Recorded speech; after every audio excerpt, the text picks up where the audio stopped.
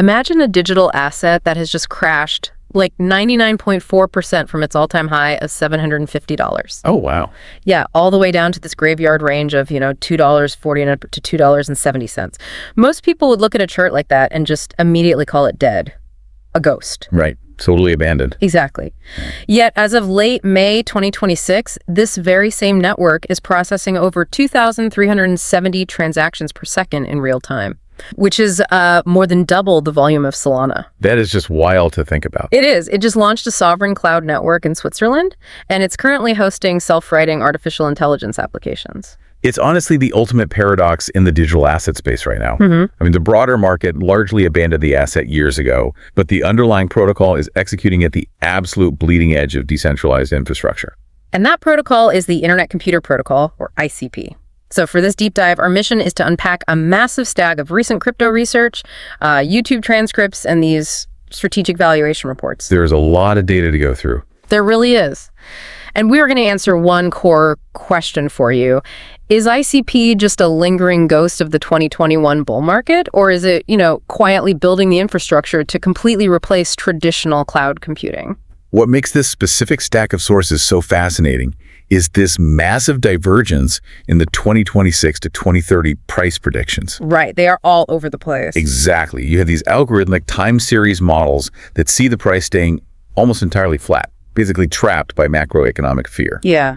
But then structural analysts are charting a very plausible path to $25 or even $45 based strictly on fundamental network usage. It's just a complete split in market reality. So whether you are a Web3 developer, or maybe a crypto investor managing your portfolio, or just someone curious about the future architecture of the internet, this deep dive is going to bypass the standard crypto hype. Right. We're looking at the actual numbers here. Exactly. We're looking strictly at network adoption metrics, the harsh reality of the macro market, and some massive economic overhauls happening right now. And to understand those wild price predictions, we first have to understand what this technology is actually doing differently than, say, Ethereum or Bitcoin. Right, because it is structurally very different. Yeah, most blockchains are fundamentally designed to just be decentralized ledgers. They exist to record token transfers and execute relatively small, simple pieces of code. Like a basic smart contract. Right. But ICP was designed from the ground up by the Definity Foundation to be this world computer. It's a decentralized layer 1 blockchain. Meaning it's the base foundation, not just an app built on top of another network. Exactly. But its goal is to host massive backend software, entire databases, and the actual web interfaces completely on-chain. Think of it less like a traditional blockchain and more like a decentralized version of Amazon Web Services or Google Cloud. Okay, let's unpack this for a second because the specs in these sources are honestly wild. It boasts a 1 to 2 second transaction finality. Which is insanely fast. Right. And for anyone not deep in the crypto weeds, finality is just the moment a transaction becomes mathematically irreversible. You aren't waiting 10 minutes like you do with Bitcoin. Yeah, you're not sitting around waiting for confirmation. Exactly. And it can theoretically process up to 11,500 transactions per second. But before we get to the speed, you mentioned earlier in the notes this term called canisters. Ah, yes. Yes. The canisters. Yeah. For the listener who only knows about Ethereum smart contracts, what exactly is a canister and why do they use a totally different name for it? Well, a canister is essentially a smart contract on massive steroids. Yeah. Traditional smart contracts on Ethereum are tiny pieces of logic, Right. Very limited. Yeah. They can't hold a lot of memory, and they certainly cannot serve a web page directly to your browser.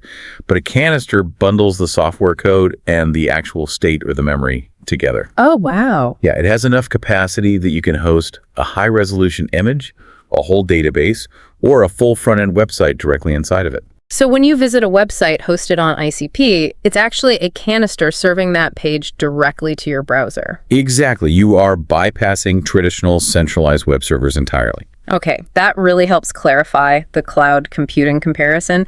But the feature that really jumped out at me in the notes was chain fusion. Oh, this is huge. Yeah, the research notes say it integrates natively with Bitcoin, Ethereum, and soon Dogecoin and BNB. And it doesn't use those vulnerable, hack-prone third-party bridges or wrapped tokens. Right, which are notorious for getting exploited. Exactly. But I have to admit, I'm genuinely confused here. How does a blockchain natively talk to Bitcoin without a bridge? I'm struggling to picture how this actually works under the hood. So it relies on something called chain key cryptography. Instead of building a bridge where you lock up tokens and issue these fake wrapped versions on the other side. Which is where like 90% of crypto hacks happen, right? Exactly. Instead of doing that, the ICP network acts like a giant collective brain. The nodes that make up the network collaboratively hold puzzle pieces of a cryptographic private key. Okay, I'm following. When they reach a consensus, they can combine those pieces to sign a transaction on the actual Bitcoin network. So, to the Bitcoin network, it just looks like a normal human user sending Bitcoin. Wait, really? It doesn't even know ICP exists. Not at all. It just sees a standard Bitcoin transaction. That is a massive architectural advantage. It means a decentralized exchange built on ICP can directly access Bitcoin liquidity without adding all that counterparty risk. Right. It's a game changer for security. But, having advanced cryptography isn't what makes a platform accessible to the average person. The real key to onboarding users is how the network handles transaction fees. Which brings us to their reverse gas model. Yeah, let me use an analogy here. Think of traditional blockchains like Ethereum as a toll road where the driver, meaning you, the user, has to pay a toll every single time you drive on it. Yeah, you have to buy crypto, put it in a specific wallet, and pay a fee just to click a button. Exactly. It creates this enormous friction point. It really does. I mean, if you want a user to try your new decentralized social media app, you cannot ask them to go to a crypto exchange, submit their passport for KYC, buy $20 of Ethereum. And then download a browser extension just to get started. Right, and then pay a $3 fee just to like a post. It's ridiculous. So ICP's reverse gas model flips that entirely. It is a toll road where the destination business prepays all the tolls in advance using these computation units called cycles. So the driver gets a seamless, completely free ride. Exactly. You just open your browser and use the application exactly like you would browse a regular Web 2 website. You don't need a crypto wallet and you don't pay any gas fees. What's fascinating here is that this model is absolutely crucial for mainstream adoption. By removing that end-user friction, it allows developers to build applications that everyday people can actually use. The user doesn't even need to know they are interacting with the blockchain at all. Exactly. So they've built this frictionless toll road, but, a toll road is entirely useless if it doesn't lead to a destination people actually want to go to. That's the real test, yeah. Right. So looking at the 2026 data, where is the actual traffic heading? Well, they are aggressively targeting the two biggest narratives in tech right now, artificial intelligence and enterprise cloud. Let's talk about Caffeine AI first, or Open Caffeine. Yeah, this natural language app builder. The sources describe users literally just talking to an AI, and the AI autonomously translates that spoken language into code and then deploys the app directly on-chain. And the user doesn't need to know a single line of code. It fundamentally changes who gets to be a creator on the internet. It really lowers the barrier to entry, right? From needing a computer science degree to basically just being able to speak a clear sentence. Precisely. But I have to stop you there. I understand how an AI writes code. I mean, ChatGPT has been doing that for years. But deploying it entirely on-chain, autonomously. Yeah, it sounds like science fiction. It does. I'm struggling to picture how a chatbot actually pays for its own web hosting without human intervention. Well, this is where that reverse gas model we just discussed becomes so powerful. Because the hosting is paid for in computational cycles rather than traditional credit card subscriptions. Oh, I see where this is going. Yeah, the AI can actually be programmed with its own crypto wallet. When the AI builds the application, it can take a small amount of ICP, convert it into cycles, and fund the canister itself. That is mind-bending. It takes AI from being a passive chatbot sitting on an OpenAI server somewhere to an active, deployed software engineer operating on a decentralized network. Exactly. But their ambition doesn't stop with AI. They are pushing heavily into the enterprise space, too. Right. At Davos 2026, Definity launched the Swiss subnet. It features 13 local node providers based entirely in Switzerland and Liechtenstein. And they are explicitly targeting the $80 billion sovereign cloud market. Because geographical restriction is highly intentional here, right? It's extremely intentional. Traditional public clouds are a nightmare for European institutions trying to comply with local data laws like GDPR. Yeah, I imagine a Swiss bank using Google Cloud isn't thrilled that their encrypted data might be bouncing through servers in Virginia or Singapore. Exactly. So by ensuring all physical data storage and processing remain strictly within Swiss borders, ICP offers this tamper-proof, decentralized environment that complies with strict data residency laws. It's a very direct challenge to centralized providers, and to make that challenge, they launched something called cloud engines. Right, the serverless product. Yeah, where enterprises rent this infrastructure. But I have to push back here. This sounds amazing in theory, but traditional enterprises hate volatility. That's the classic crypto problem. Right.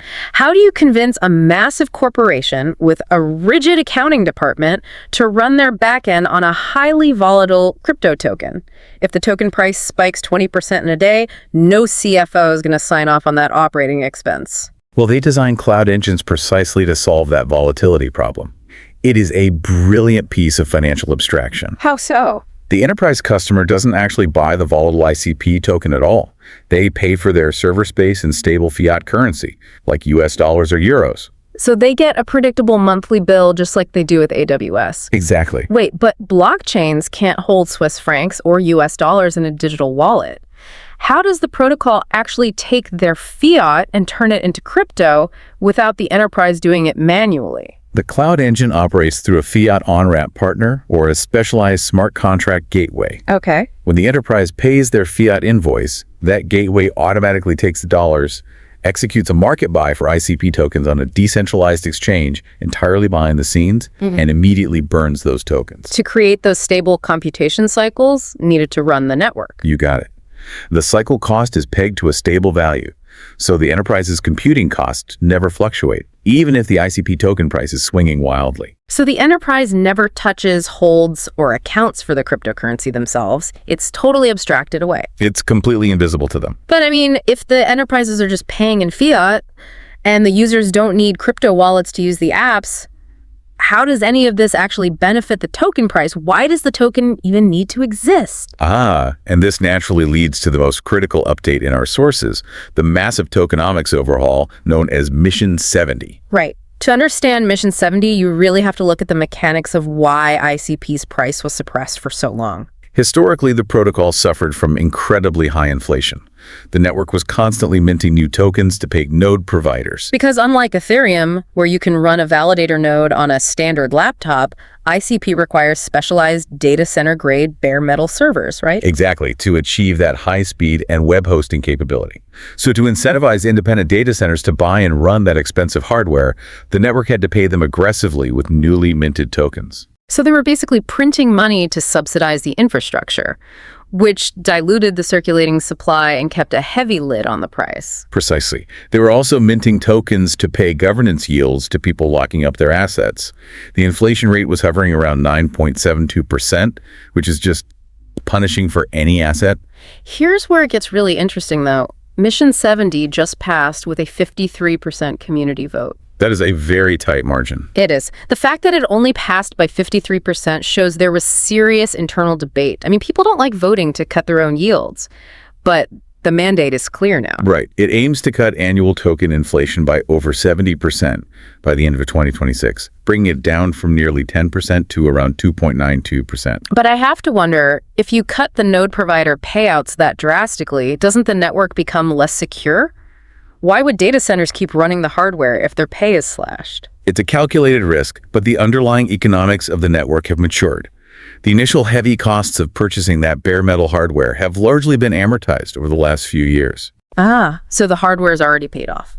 Exactly. Plus, the network's efficiency has improved. They just don't need to subsidize the infrastructure at the same aggressive rate to maintain profitability for those node providers. And Mission 70 is more than just an inflation cut, right? It introduces a programmatic buyback. Yes.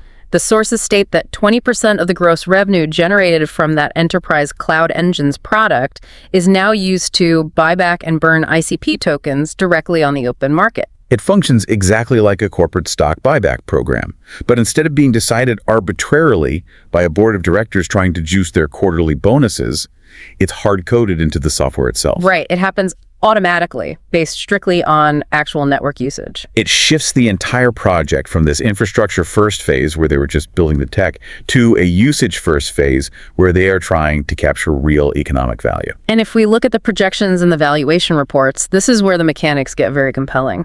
Yeah, the network burned about 1.2 million cycles in 2025. That is projected to scale to 3.5 million by 2027 as these enterprise subnets come online.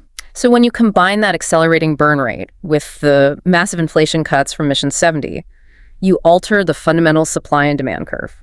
Add in the fact that roughly 42 to 50% of the entire circulating supply is locked up in neurons. Which are those specialized contracts where users lock their tokens for months or years to gain voting power. Right? Exactly. You combine all that and you structurally shift ICP into a deflationary asset. So if the economic engine is finely tuned, the tech works, the inflation is slashed, which brings up the elephant in the room. The price. Exactly. If the technology is industry leading and the tokenomics have been structurally fixed to become deflationary, why on earth is the price still hovering under $3? Yeah, this moves us from the internal optimism of the network to the incredibly harsh reality of the external global market. The macro environment. Right. The macroeconomic environment in 2026 is an absolute headwind for any alternative digital asset. The U.S. 10-year Treasury yield is sitting high, around 4.44%. And when risk-free government bonds pay that much, institutional capital has virtually no incentive to gamble on highly volatile tech assets. Precisely. And the capital that actually is in crypto isn't flowing to altcoins at all. No, the sources show that stablecoin adjusted Bitcoin dominance is hovering at a staggering 64.4%. All the institutional money is just indiscriminately flowing into the spot Bitcoin ETFs, and it's basically just staying there. It acts like a giant vacuum, sucking the liquidity out of the room and completely starving projects like ICP of the capital they need to actually move the price. This perfectly explains that massive divergence in price predictions we mentioned earlier. Exactly. The algorithmic forecasting models, the ones used by exchanges like Binance, Kraken, and Finst, they rely heavily on current market fear, volume decay, and seasonality. So they are looking at this starved liquidity environment and predicting a sideways, highly volatile range for June 2026, anywhere from $1.46 up to $3.37. They see a market paralyzed by fear. But then you look at the structural analysts, firms like CoinStats and CoinDCX.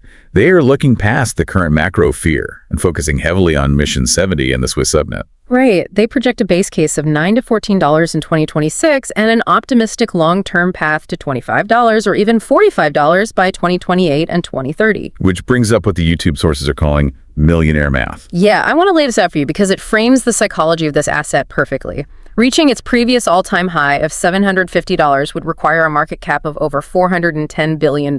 Which is highly unlikely anytime soon. Very unlikely. But because the asset is sitting at a 99% discount today, a modest return to just $25 or $50 creates massive multiples. Right. To hit $1 million at a $50 target, you'd need 20,000 ICP tokens. That's an investment of roughly $54,000 to $100,000 at current prices. And if we connect this to the bigger picture, a $25 price target implies a market cap of around $10 billion. Which honestly isn't that crazy. Right. In the grand scheme of crypto, compared to Ethereum's hundreds of billions, $10 billion is actually quite modest. But for ICP to justify a $10 billion valuation, it absolutely requires them to capture measurable, undeniable market share from traditional cloud providers like AWS and Google Cloud. They cannot just be a theoretical blockchain anymore. Exactly. Which means before anyone listening rushes out to leverage their savings to buy 20,000 tokens, we need a serious reality check. Definitely. What are the bottlenecks? What are the very real roadblocks standing in ICP's way? Because reading through the developer metrics in these sources, it's honestly alarming. It is the single biggest risk factor identified across all the research, the developer deficit. Let's hear the numbers. Currently, ICP only has about 187 full-time developers building on the protocol. To put that in perspective, Ethereum has nearly 3,700. Wow. It is a 95% deficit in human capital. That's not just a deficit. That's like trying to build the pyramids. But Ethereum has a small city of workers, and ICP showed up with a couple guys in a pickup truck. That's a pretty accurate comparison, actually. How do they bridge a gap that massive? I mean, if the tech is so superior, if it's faster, cheaper, and can run full websites on chain, why are developers still flocking to Ethereum? Is the best technology actually winning here, or just the best established network? Well, in tech, the best established network often wins, at least initially, because of network effects and tooling. The problem for ICP is the brutal learning curve. Right. Building on Ethereum uses a standardized language called Solidity that thousands of people already know. Building on ICP requires specialized languages like Motoko or Rust. It is a massive barrier to entry. They did just release a major Python SDK update, though, right? Called ICP PyCore. They did, yeah, which allows developers to build using Python, which is one of the most popular languages in the world. But bridging a 95% deficit takes a lot more than just releasing a new software toolkit. It also doesn't help that the narrative is so incredibly complex. ICP is notoriously hard to market. Oh, absolutely. I mean, if you are Ethereum or Solana, your pitch to a retail investor is incredibly simple. We are fast and cheap. Yeah, very easy to understand. Right, but ICP's pitch requires you to understand canisters, computation cycles, reverse gas models, and chain key cryptography. It's an overwhelming amount of jargon for a retail investor to digest. Add in the ongoing regulatory risks, like the SEC potentially classifying it as a security, and the sheer scale of competition from trillion-dollar tech giants like Amazon. It is a steep uphill battle. This narrative complexity is the ultimate bottleneck. Having the fastest, most advanced engine in the world simply doesn't matter if no one knows how to drive the car. And if you can't explain to a buyer why they even need it. Exactly. The entire transition they are attempting in 2026, moving from a theoretical experiment to a platform with actual economic viability, relies entirely on overcoming that developer deficit and simplifying their narrative for the broader market. That is the core challenge. So what does this all mean?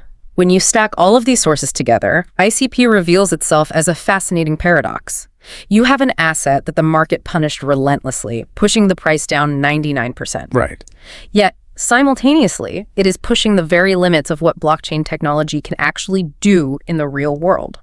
With Mission 70 finally fixing the inflation and cloud engines bringing actual enterprises on-chain using fiat currency, 2026 really is their make or break year. They have the technology, now they have to prove the economics. Exactly. And this raises a really important question as we wrap up, specifically regarding that caffeine AI development we discussed earlier. Oh yeah, the app builder. Think about the long-term implications here.